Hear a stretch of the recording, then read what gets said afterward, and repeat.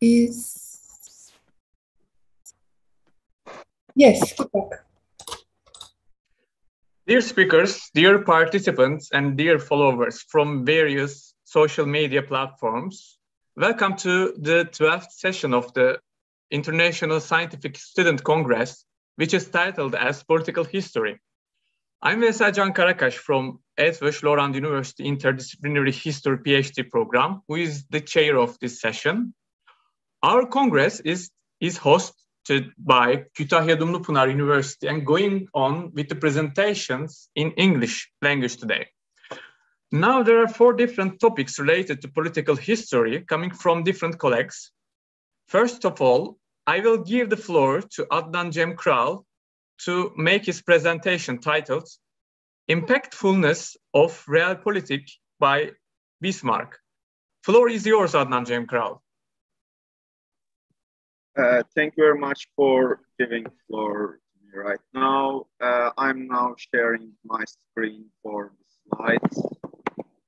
And I'm apologizing for my connection issues if I have been inaudible or if I have lost the connection. Please let me know. And I hope the screen is now viewable. And yes, we can see it. Okay, right now I'm starting. Today I'm going to be presenting the presentation on the impactfulness of realpolitik used by Bismarck. And firstly, I would like to be introducing myself. My name is Adnan Cem Kral, and I have recently graduated from Yeditepe University, Political Science and International Relations as major and economics as a minor. And my specific research areas are public international law and diplomacy. And today I have divided the certain topic to the different parts. And these parts are firstly the part for the general overview, and the part for general overview is based on actually 19th century's continental Europe's diplomacy has been supplying the essence for the globe in accordance with the rising ideologies. However, there was a difference from several states, and these states were basically Sardinian Kingdom and Prussian Kingdom. And actually, Prussian Kingdom, from the leader Iron Chancellor Otto von Bismarck, there was a difference in the specific approaches directed to the diplomacy. And in accordance with the certain diplomatic process, actually, this was based on the realpolitik, and it has put its impact crucially directed to the world in accordance with the process of the rising of the empires and rising of the ideologies. And it was based on no room for idealism, and it was based on the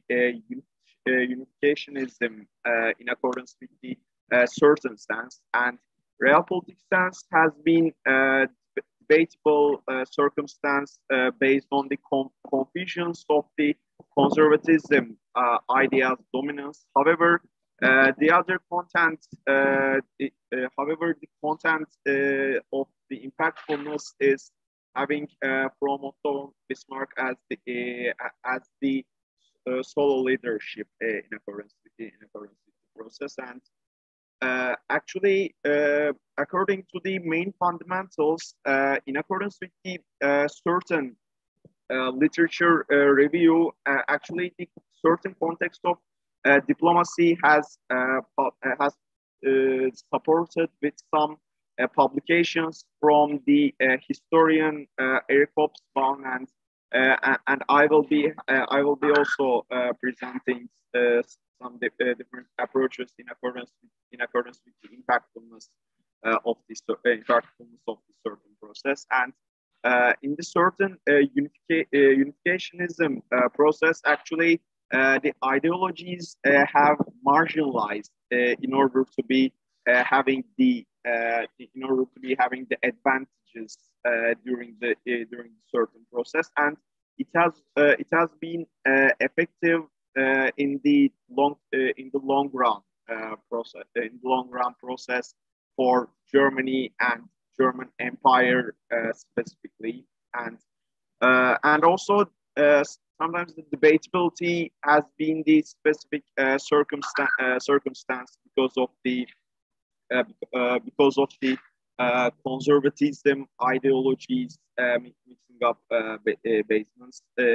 However, realpolitik is having a difference on taking the interests, taking the advantages in the certain process, and actually the unificationist stance existence has seen in the 19th centuries continental Europe with the modern diplomatic way, and actually the process has been going on in accordance with the history of diplomacy, with the absolutism, monarchy, and constitutional regime and democratization of specifically 20th century, and it has prepared and realpolitik and specifically Otto von Bismarck's utilized realpolitik has actually prepared the background for this certain process, and actually rising of the impacts of the certain process has shown its effects during the Austro-Prussian War and Franco-Prussian War, which are the wars that are based on the war of German unification, and actually during the certain process, during the certain conflictuations process based on the German unification is actually utilizing the geopolitical advantage was the specification on the certain process, and also we have seen the joint commandating from Otto von Bismarck and Helmut von Moltke during the certain process. Even there were realpolitik based approaches from the Sardinian kingdom, leading by specifically Giuseppe Garibaldi. We have seen some different figures, different leaderships during the certain system, like we will be coming up in the following parts. There were some different leaders like Giuseppe Mazzini and Camillo Benso and Victor Emmanuel, and also prestigious statues from the historical and political background was also based on the certain taking advantage parts for the certain process, and after the certain unifications, of course, we have seen the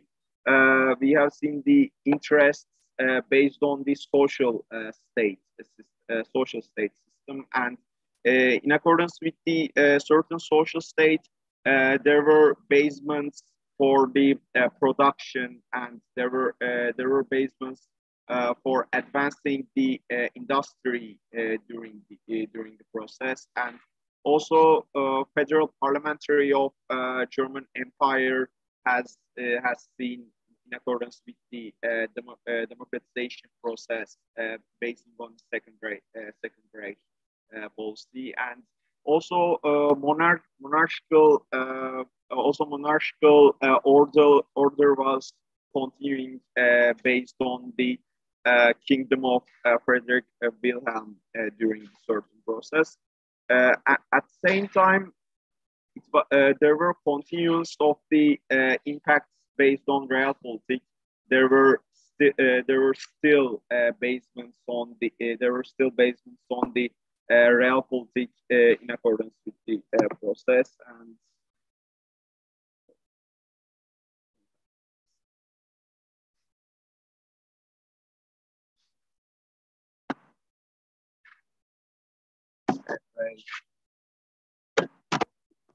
And let's continue with the part. And also based on the debatability of the certain circumstances, actually the integrational capabilities and multipolar circumstances and multipolar process of the certain circumstances that has been observing during the certain process, and also the impacts of the early centuries-based civil nationalism has seen, because actually there was a basement on the homeland sense, and all the citizens who are living in the homeland could be taking interest from the certain process, and we have seen different political discourses from the different race during the certain process, and also. Sorry for the connection.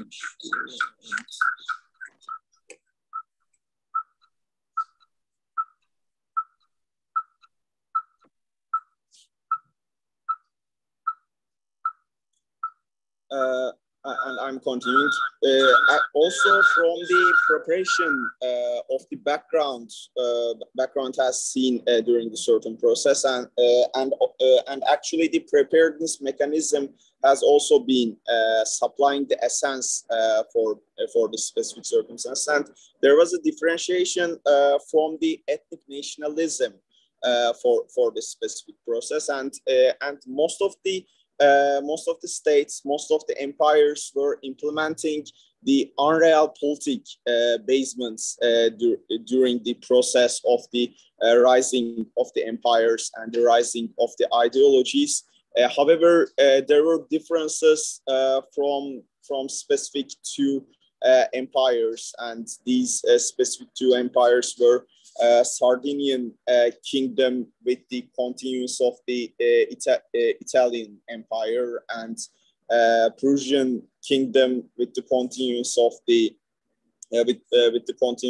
German Empire, and also we have been observing the foundation of the German Empire and the specific welfare reforms in the certain process. And actually, from the certain perspective, actually these are having the theoretical dimensions, because actually it has been containing the comparisonal and contrast-based circumstances, and actually these are basing on some sustainabilities of the reforms by some specific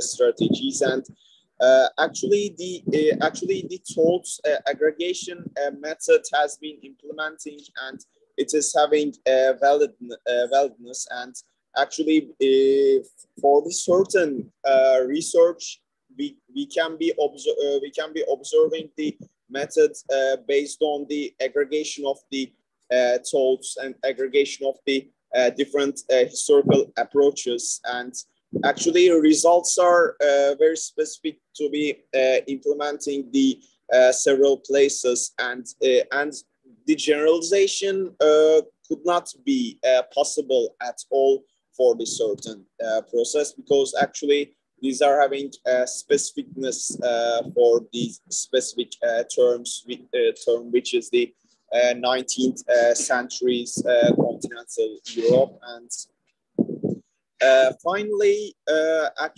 as we have told, multipolar regime has seen in the advancing status, and actually geographical discoveries, based on the new foundation, and also the unconventional warfare regime, which is basing on the insurances, which are basing on the process for the treaties, has actually developed during the certain process, and also relations between the continental European strong countries, strong technological base, developed countries has developed its relations with each other, and we have seen the nowadays status, which are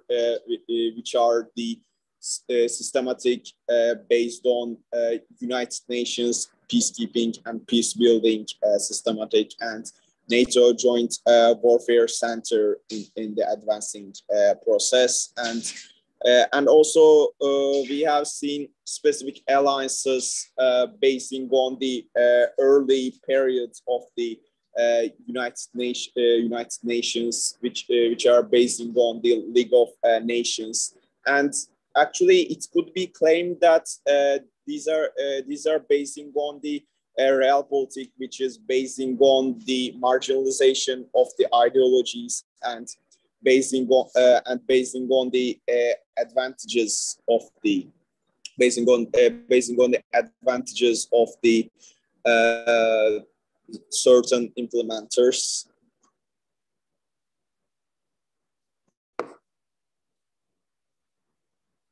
Sorry, and also we have I was telling the unconventional circumstances, and unconventional warfare and unconventional unconventional conflict situations of the world has continued with the Cold War and world wars with the continued process, and that's all for my presentation. Thank you very much for your attention. If there are any questions, I would be more than glad to be answered. Thank you very much for your presentation, Adnan Cem Kral. If you have any further questions, you can write them on our YouTube channel, which we are on live broadcast of this session. So now I will give the floor to Merve Yazıcı for her presentation titled "Breaking the Bond: Emancipated Nations During the Cold War." Thank you, Veysel. Hello, everyone. I'm Merve Yazıcı from 9 Eylül University International Relations MA program. Today's my presentation topic about decolonization movements, decolonization and emancipation process in the North Africa and Southeast Asia during the Cold War. Before starting my presentation, I will mention about briefly about my term paper. Laterly, I will write. The literature on the Cold War is generally based on Western narratives. These scholars add an important social and cultural aspect to the international history of the period by using Western sources, but almost majorly the Western sources. Besides these scholars, there are some others who are willing to analyze the issues by using all actors' position. There cannot be paid sufficient attention that the core of the Cold War is the struggle between American-dominated liberal capitalism and the Soviet-dominated communism, structural relations between the societies. However, the Third War concept as the new aspect gives extensive attention to these bases. I am trying to analyze these bases with the cases, actually. Everyone see my presentation, right? So, the project of subaltern... Merve, sorry, we don't see your presentation right now. Can you please share your screen again? Sorry. This time? Yeah, I succeed, right now I guess. We do, yeah. Okay. The project of subaltern studies rejects Eurocentrism by emphasizing the suffering of the suppressed, ignored in the narratives of the colonial masters.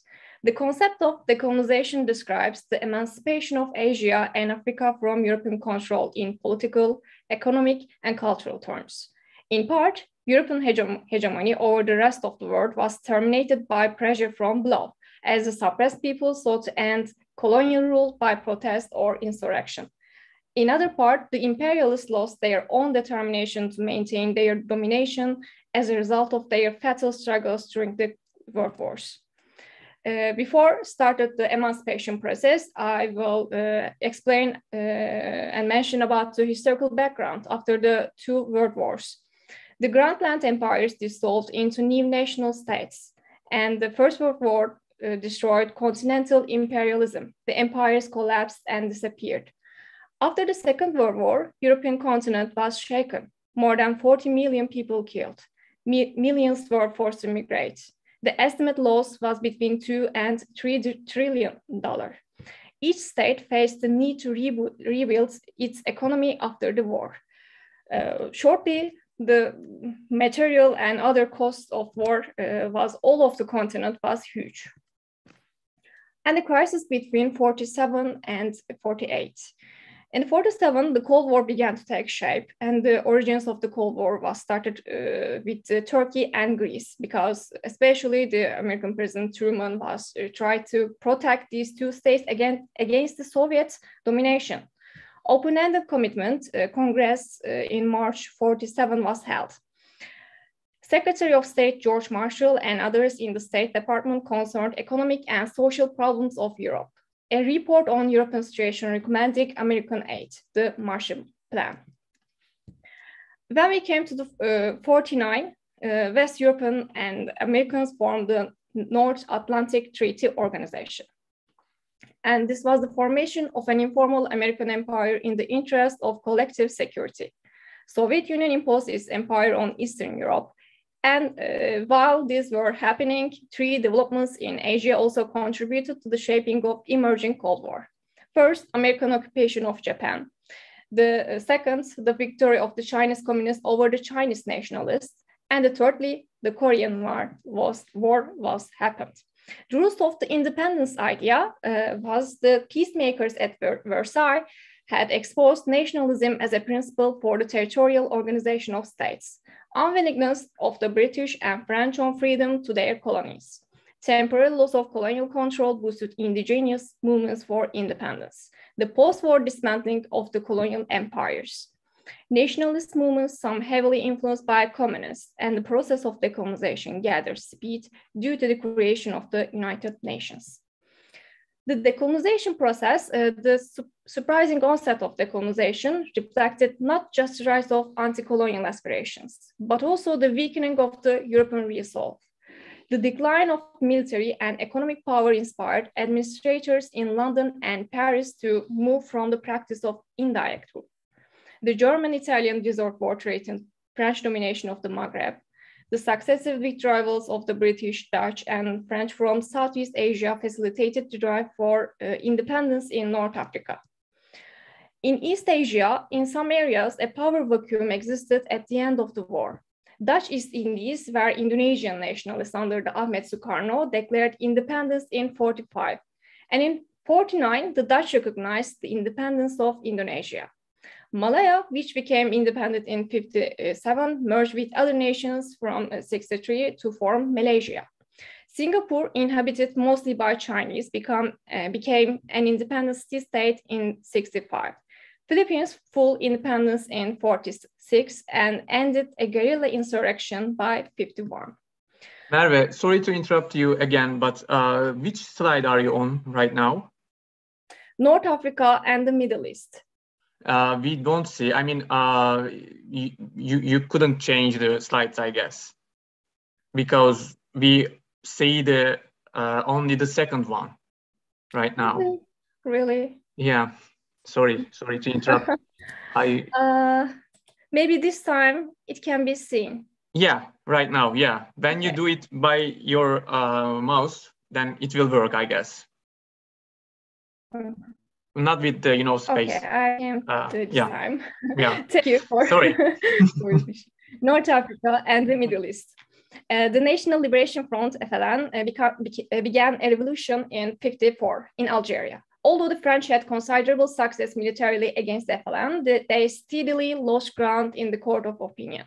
But I will explain Algeria in the broader way later. Both Tunisia and Morocco gained independence in 1956. The British decided to end their condominium with Egypt over the vast Sudanese territory in order to avoid a military confrontation. Libya became independent in 1951 by the UN push for the creation of a separate state.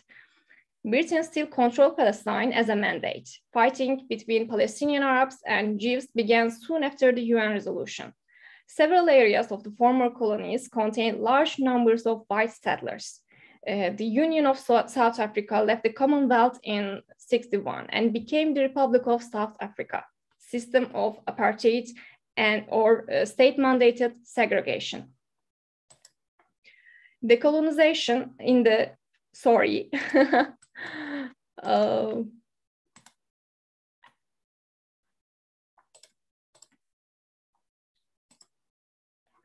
North Africa and the Middle East. I'm moving again.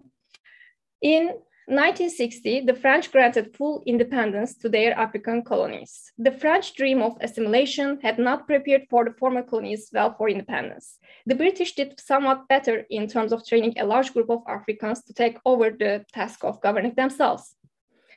In India, there was a complicated issue in India actually because of some issues I will explain later. Indian nationalism developed among the Indian elite. When Second World War began, the British government asked the Congress Party for its support against the Japanese, but they refused and the British government imprisoned them. In 1942, the British government promised them self-government following the war and full status within the British Commonwealth. Gandhi became a powerful symbol of Indian resolution to win independence. India became independent, but bitter fighting followed between Hindus and Muslims. Hindus drove millions of Muslims out of India. A Hindu extremist assassinated Gandhi in 1948 because he had accepted the establishment of Pakistan. Not long after India and Pakistan gained independence, Ceylon, now Sri Lanka, and Burma, and it is now Myanmar, gained independence as well. And there were challenges against them. National liberation movements waged the anti-imperial struggle were not well prepared, actually.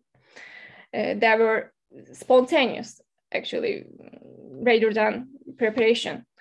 They wanted to throw their old oppressors out. They also needed to colonizers' technical expertise. That was second challenge. As a result, post-colonial networks developed between the new elites and the old masters. They needed to create a sense of citizenship among disparate peoples. Another challenge is economic development in order to escape from cheap local labor. The polarizing logic of the Cold War pushed decolonizing countries toward choosing one of those paths, and thereby becoming a client state of one of the blocs. Only a few states, for instance, Egypt, managed to switch sides under the leading of Enver Sedat, as we all know, playing the Americans and Soviets against each other. And the results, the performance of the newly independent states has been rather disappointing. The human rights record of the dictatorships has been appalling, including civil wars, ethnic cleansing, and even full-scale genocide. By dependence on foreign aid and parasitical bureaucracy, a new class of businessmen was created. Unchecked population growth and urban slums was created. Natural catastrophes, flooding in Bangladesh, drought in Saharan Africa. Political instability was another concept, authoritarian regimes and civil strike. This was the first presentation's end, but there were another presentation, which is just about the cases and short. Can you see Vietnam? Right now, no. Yeah, right now, yes, we can see it. Okay, I just briefly explain these two cases. In August 1945, they declared their independence in verse, taken from the American Declaration of Independence. Ho Chi Minh created the Viet Minh. Viet Minh took control of the northern part of the peninsula. The British prevented the Viet Minh from establishing control in southern part of the peninsula. A truce exists between the north and the south, but it broke down finally in December 1946 after the French attack.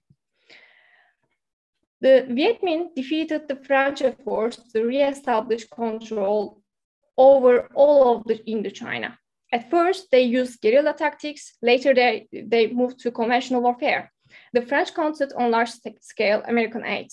When the French attempted to defeat the Viet Minh at the Battle of Dien Bien Phu in 1954, and instead they were shocked to suffer a major defeat. Americans refused to intervene directly in the conflict. At the Geneva Conference in 1954, the Russians and Chinese pressed the Viet Minh to accept a division to Vietnam at 70th parallel. The northern part of the peninsula would remain under the control of the Viet Minh, the southern part under a non-communist Vietnamese government. This was the brief explanation of the Vietnam case. When we came to Algeria, there were another issue. There's some difference from the Vietnam. Because there were 1.2 million French citizens in Algeria, which were settled already. They were called pieds noirs because of the black boots worn by French soldiers. Algeria was directly administered as a colony by French officials. During the interwar period, small nationalist movements developed in Algeria. In 1945, French troops put down an uprising in Algeria at the cost of 40,000 Algerian lives. In 1954, the National Liberation Front called for Algerian independence, and fearing that the movement might spread to Tunisia and Morocco, the French government granted virtual independence to both states in 1956. In February 1956, French residents in Algiers rioted against the government. French troops undertook a brutal campaign that included torture against militants and civilians in the Battle of Algiers. The FLN successfully played off the Cold War rivalries, actually, using mass communication and building sport in Algerian communities abroad. Their campaign helped isolate French internationally. Negotiations between Algerian leaders and the Gaulle government began in the spring of 1961. Algerians voted for independence. In France, the vote for Algerian independence in July 1961 and was 15 million to 5 million. On March, the Algerian War was officially ended. And in July, in the same year, Algeria became independent. So the whole of the results of the independence movements, criticism of international opinion and the role of organizations like the UN. They thought that UN was maybe useless or maybe against the decolonized movements, decolonized national states. The relationship of the decolonization of the process of modernization has been rather ambivalent. But the method movements, such as military viewpoints, political organizations, and nationalist ideology were distinctly modern. The process of decolonization involved a selective rejection and retention of the European legacy, actually, which led to the creation of the new hybrid of post-colonial modernity. So that's the brief explanation of my presentation. Thank you for your patience. Well, thank you very much. Thank you for your presentation, Merve. It was quite a nice one. Now it's time for Ilhana Disdar for her presentation titled Contribution of Ottoman Era Manuscripts to the Islamic Tradition in Bosnia, Critical Analysis of Sheikh Muslihiddin al-Kininawi's Arzvais Musafi. Sorry to mispronounce. Just a moment. Okay, because I want to make. Can you see it? Yeah, we can see it right now. Okay, first of all, my name is Ilhana Disdar, and I am PhD student at IUS, International University of Sarajevo, in field of political and social sciences. My paper that I will present today. It's contribution of Ottoman era manuscript of the Islamic tradition in Bosnia, critical analysis of Sheikh Muslihuddin al-Kninawi, named Ars Musafi. First, I will talk about motivation. So when it comes to the Bosnia and Herzegovina, the last century witnessed an increasing interest in the field of Bosniak literature and the affirmation of Bosniak history. So the reason is awakening of the national consciousness of Bosniaks.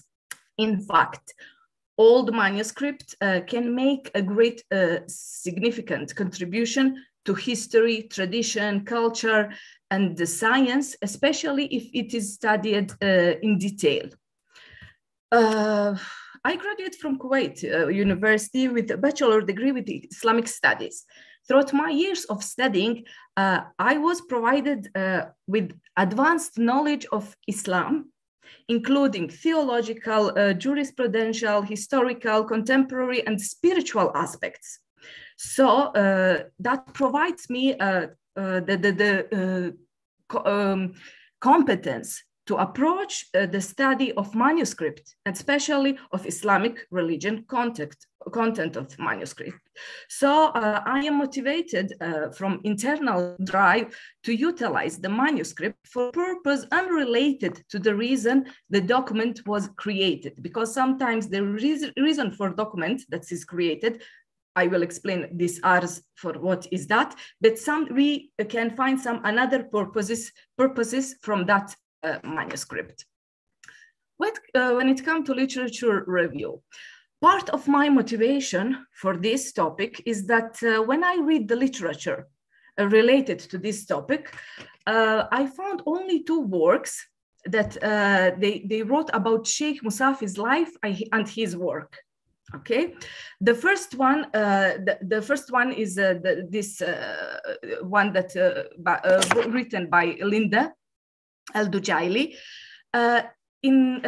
First author, Linda Al-Dujaili, she studied Musafi's work on a surface level.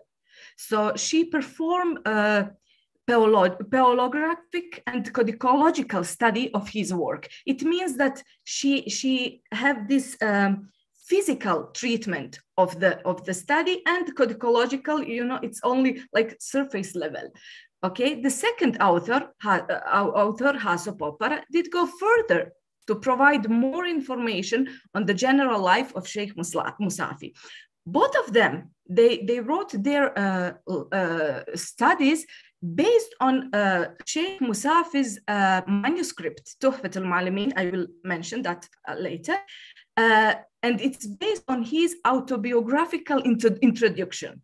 Okay, my contribution to the knowledge in this field, it is that I analyze in detail the textual content of Sheikh Musafi's work, including the Ars Musafi. I will mention what is that exactly, and which is an unpublished official document in the format of request from the Ottoman era. So therefore, I analyzed Musafi's contribution based on detailed textual script in the context of Ottoman and contemporary Bosnia. When it comes to the methodology, a methodology that was conducted in this research, it is qualitative by nature. So I have a data, I will start from data collection. My data collection, because the research is analyzing the specific document, primary data collection was based on obtaining the following manuscript. The first one is this, the Tuhfat al-Muallimin wa Hadiyat al-Muta'allimin. And we have 2 copies from this manuscript. The one is kept in Oriental collection of the archives in Zagreb, in the Croatian Academy of Science and Arts in Zagreb, Croatia. And the second one is kept in the that is reference. The second one is kept in the library of King Abdulaziz in Saudi Arabia. And that one is the one that I obtained because I made the request and they sent me the copy of that manuscript. A second second data collection is the official document Ars Wais Musafi. It is an official request. Ars in Arabic, ard, it means request or appeal. So this request, it requested by Sheikh Musafi and addressed to High Court in Istanbul, Sultan's government at that time. And this manuscript, it is collected in a manuscript collection in Gazi Husrev Bey Library in Sarajevo. It is in Ottoman language, and by my own request, it is translated to me to Bosnian language by Haso Popara. When it comes to Haso Popara, I have one of my data collections in interviews. So I interviewed expert knowledge Haso Popara. What I got from him, first of all, this translation to Bosnian language, and that is critical to this research because it gave me complete and current understanding of the content. And at the same time, he also authenticized the document. And we talk more about, many others detail I got from him. For example, what is the Ars, what is the, how to say,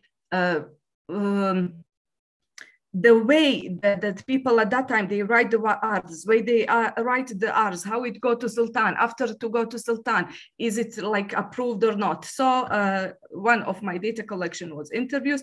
And also I interviewed the librarian in the King King Abdulaziz, King Abdulaziz in Saudi Arabia. So when it comes to data analysis, okay, my approach to this study is first historical narrative, textual hermeneutics, and critical approach.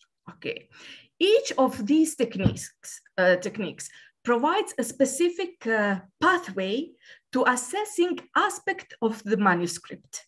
Accordingly, the technique function as a whole system of assessment that gives the data coherence and aggregate meanings. The data analysis technique were carefully chosen in order to better suit the subject, and the subject is the manuscript. For example, historical narrative as a data analysis technique was chosen in order to present the information within the text as a historic account of persons within the historical context in which it happened. So there are some findings, and this is, I like this part because this is like you're doing something. Okay, the validation or those findings validate some authors' achievements. As I said, both literature that I used as a literature review, they based on Musafi's autobiographical introduction. So when you write autobiography, it can be, you can say whatever you want, but is it true or not? The researcher is one who can prove that. The one way to prove that is like we can find like document Ars Wais Musafi, the request, and we find the information that is inside this document. And most of information that I find in that document make the validation of the previous work of his achievements and his philanthropic personality. Another thing is that there are some disapproves finding claims. For example, I mentioned Al-Dujaili. When she wrote about Muslihuddin al-Kninawi, she mentioned that he earned the money from the teaching because he was the one that he established first madrasa school in Banja Luka, first library, etc. So she mentioned that he earned the money from teaching. In this Ars, he clearly noted that he didn't took the money from teaching. He spent from his own money to students, to school, because he established that to students, to school, and to scholarship, and to dervish, because he even established the tekke.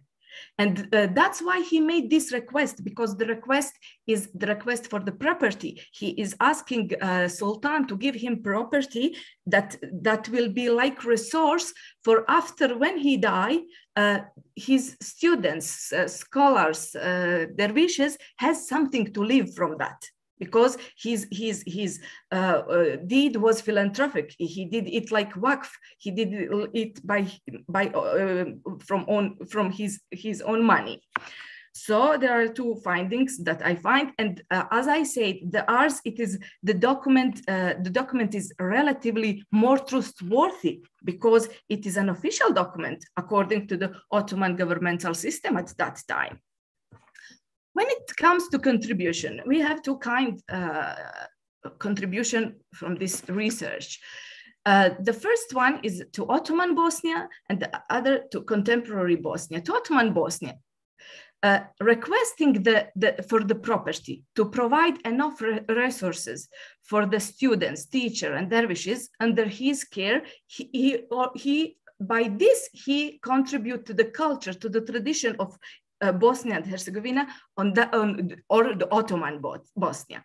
When it comes to now, his effort in this request contribute to the foundation of contemporary Islamic tradition in Bosnia and Herzegovina. We still have in Bosnia and Herzegovina these traditions, this in our culture. Waqf, for example, Gazi Husrev Bey Madrasa at the school, it is waqf until now, and it's still. So he made this contribution, and he asked for something that will be continued after him. So he contributes to contemporary Bosnia, its culture. We can talk about globalization. So many researchers could easily find this manuscript in Bosnia for related research in Islamic studies, which is further exposes the contribution of the Sheikh Muslihuddin to the world beyond Bosnia. More Islamic traditions strongly urge to immortality of the works of predecessors who have contributed to the preservation of the tradition. So he is like example of, or he is how to say, example that will serve as good role model for many today's. I can talk about more contribution, bringing back to life his work, shades light on philanthropic contribution that he did, and etc. When it comes to conclusion, the study provides insight to content of the manuscript, its valuability, credibility, importance, and contribution to the culture of Bosnia and Bosnian society. And based on the findings, the research concluded by recommending to pay more attention to ancient manuscript of previous Bosnian generation, because current identity and cultural formation could not be appreciated without deep knowledge of the ancestral roots of the people of Bosnia and Herzegovina. So I sincerely appreciate your attention, and if you have any question, even you can email me, it's there. So thank you very much. Thank you very much, Ilhana Disdar. It was quite different and interesting, really interesting presentation. I'll finally pass the floor to Gizem Güler to make her presentation titled Ideological War Behind the Division of Korea. Hello, everyone. Thank you. And how can I found.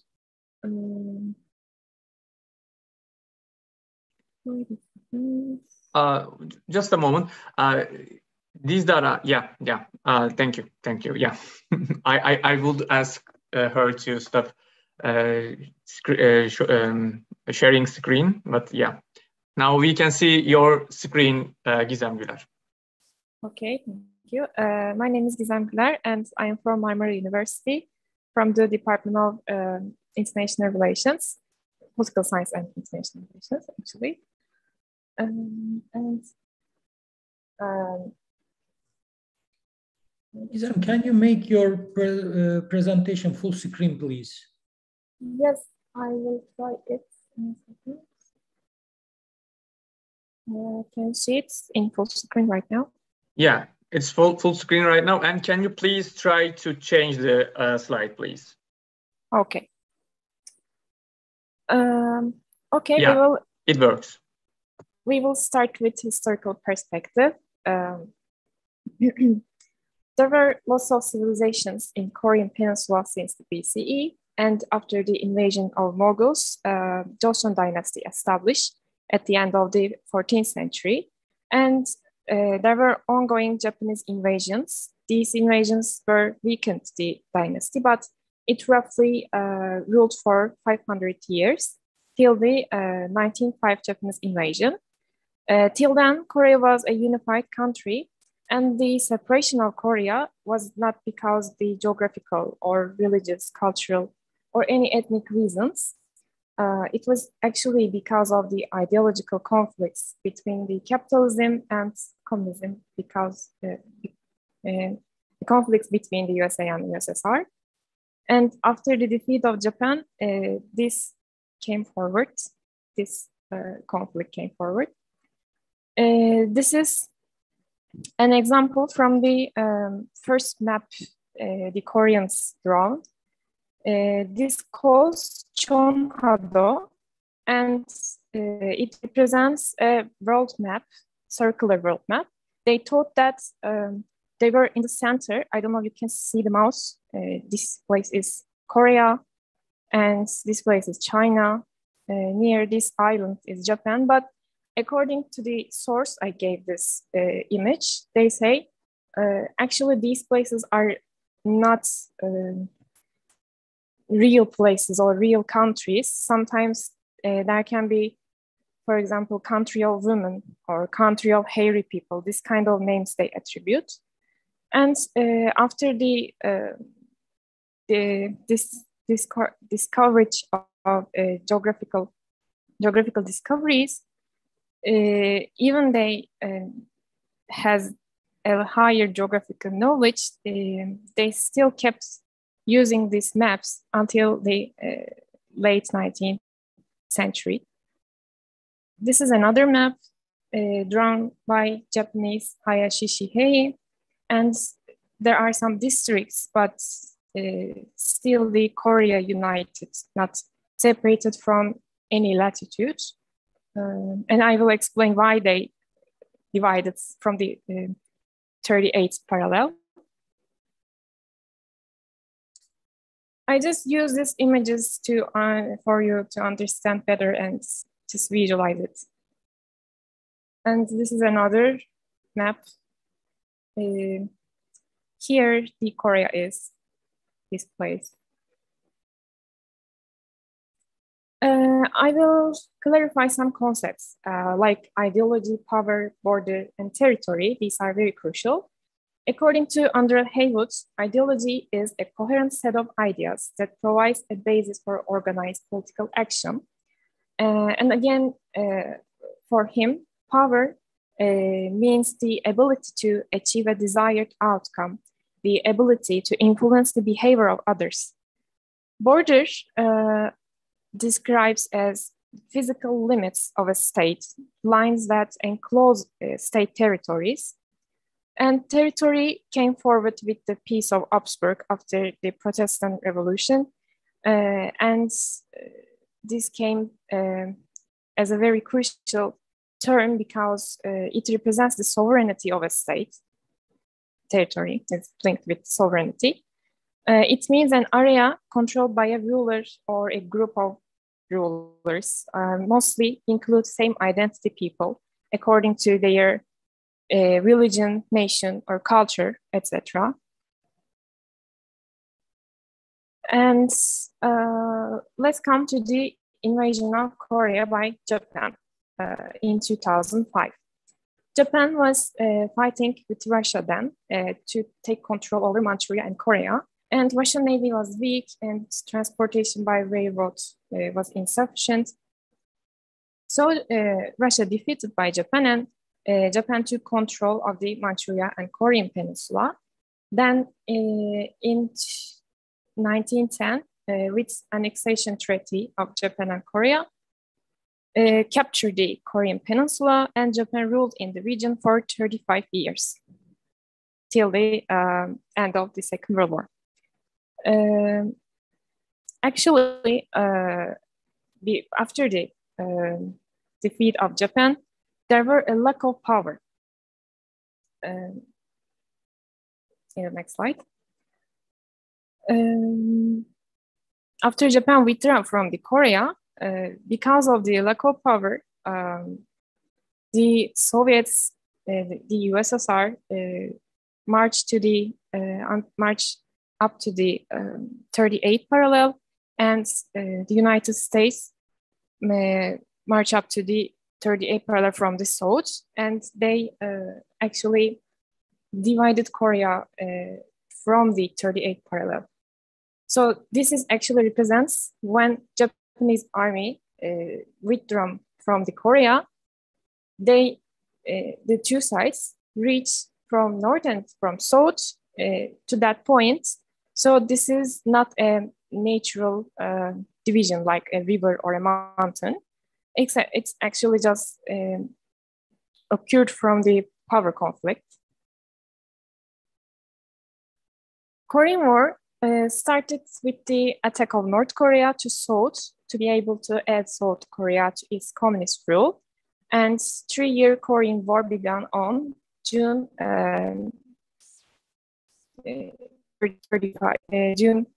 25, 1950. Although the USSR supported North Korea in terms of military aids, it did not directly send troops to the region. However, Harry Truman stated that the USSR and China might have encouraged North Korea for this attack.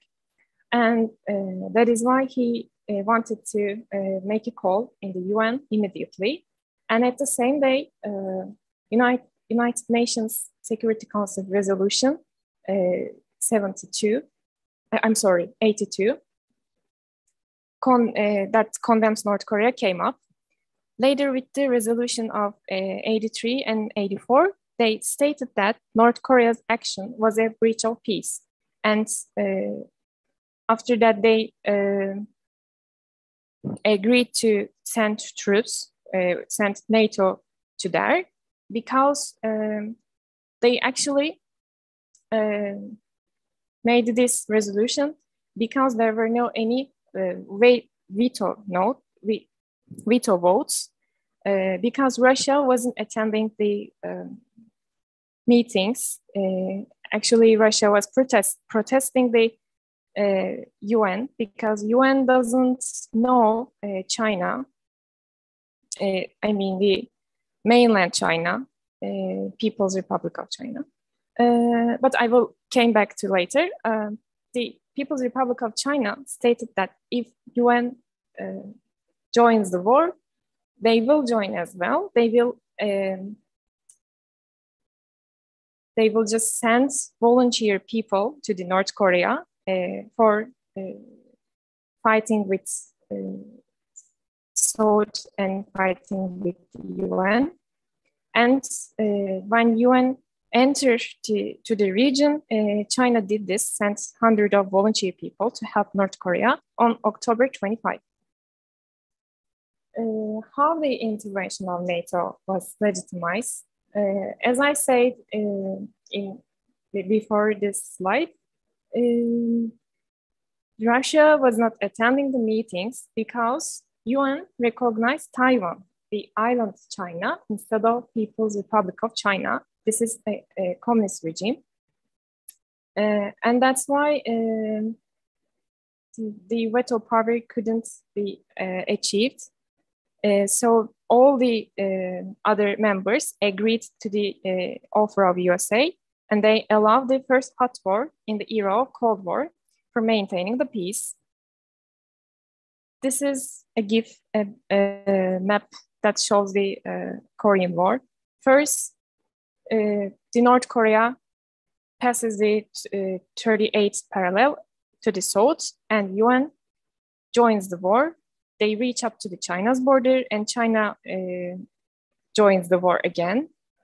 Then they capture to the south, and it actually equalized in the middle, in the 38th paragraph. And in conclusion, we can say that the power struggle of USA and USSR affected this war, affected Korean people very well, very deeply. Both sides, both the USA and USSR wanted to become a hegemonic power in the world. And so they fought not only each other, but also during using small states they supported. And for example, in Vietnam, in Angola, or any other places, they fought using their ideologies. And both of them shaped the political geography, not only in Korea, but also in many parts of the world. They affected people's lives, states' formations, political and geographical features of those states. This is an example that shows us how much important the term power is in political geography and what consequences it can have. I hope you like. Thank you very much for listening. Gizem Güler, thank you very much. How much we international relations students and also historians using maps on our slides. It's really thrilling for me, at least, to see some maps and to see some political changes, geopolitical changes on these maps. So thank you very much. And now it is time for directing questions to the speakers, to our speakers. Let me ask you, is there any question from the participants or followers? Or has any of you would like to ask each other some questions?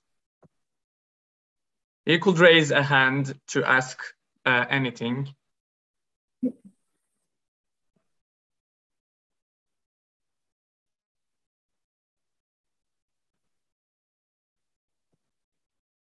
By the way, Gizem Güler, you can stop sharing your screen. Okay. Yeah. And I'm now checking YouTube also, if we have any questions. Because if not, I have some questions.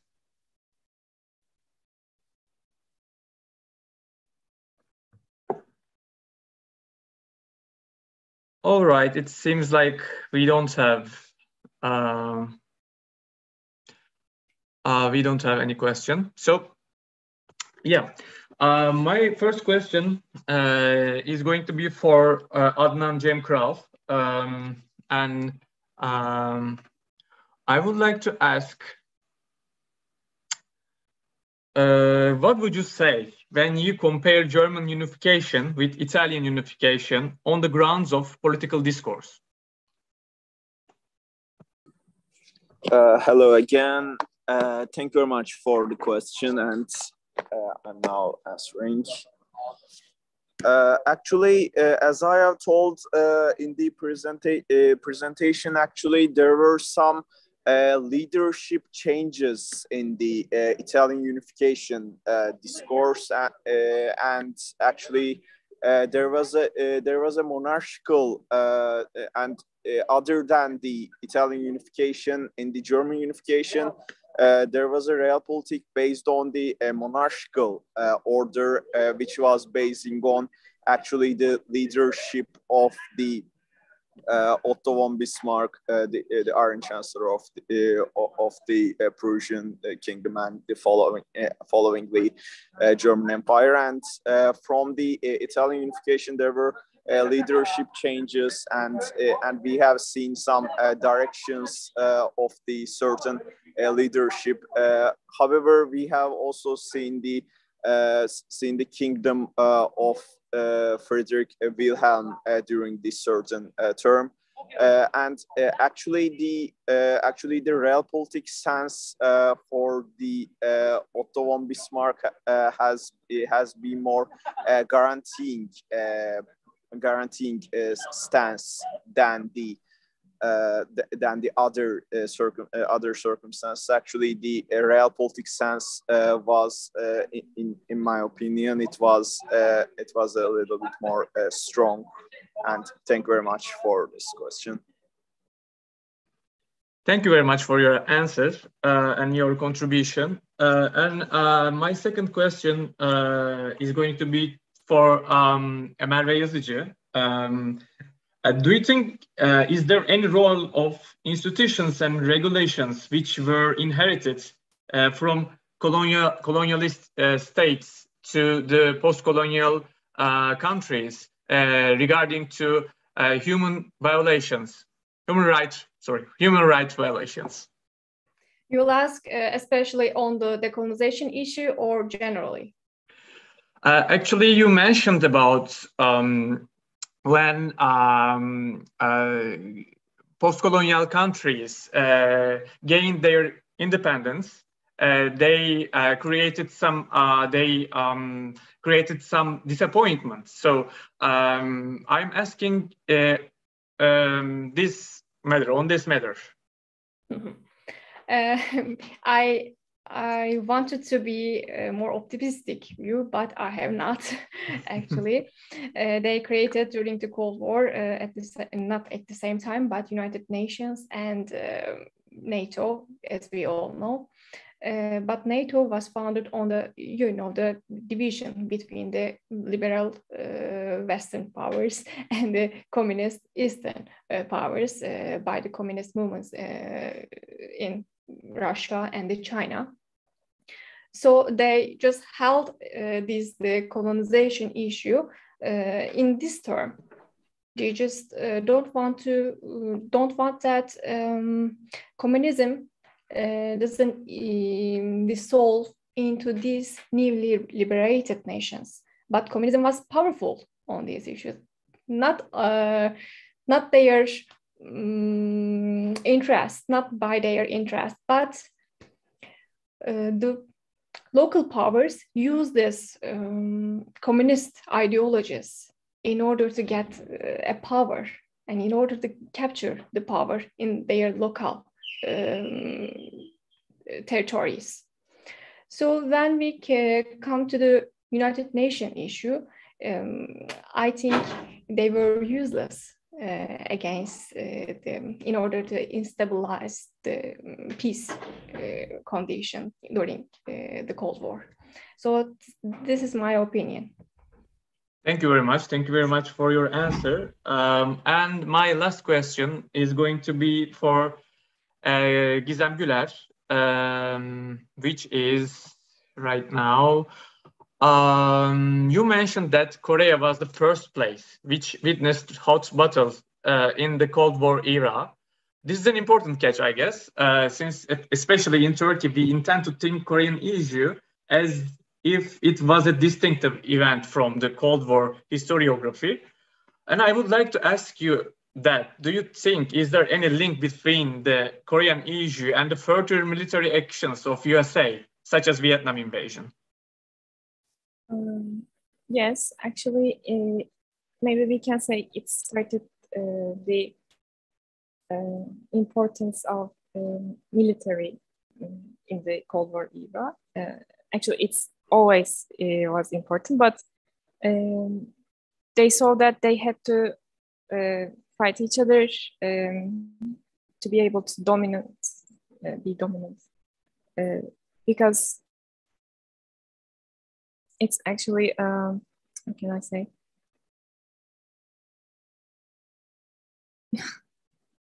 So I think they saw the importance of military and the defense, maybe. That was just the beginning. I'm sorry, I couldn't. It's okay. So you meant that the Korea was the breakpoint of this kind of policy for USA to be more active This maybe using the breakpoints term was more right. Yeah. All right. Thank you very much. Thank you very much for your brief answer. And now it's our end of before saying that, let me check the last time for our YouTube channel to see if you have any further question or not. It seems like we don't have. Thank you very much for your participation and contribution. It's the end of our 12th section. So thank you for your participation.